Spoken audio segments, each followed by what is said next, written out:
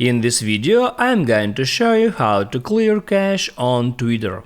That is quite simple and easy to do, so let's begin. And first, open up Twitter application and next hit at your profile icon. Next, tap on Settings and Privacy. There, hit on Accessibility, Display and Languages.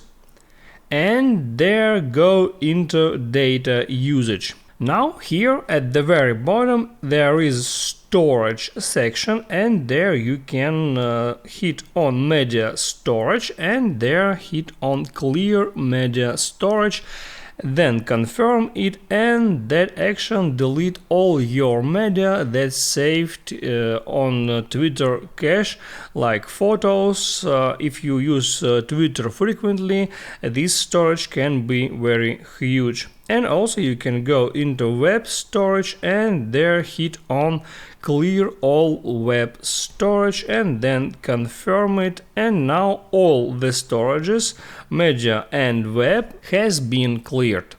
That's all about how to clear cache on Twitter. If this video helped you out, don't forget to like and subscribe.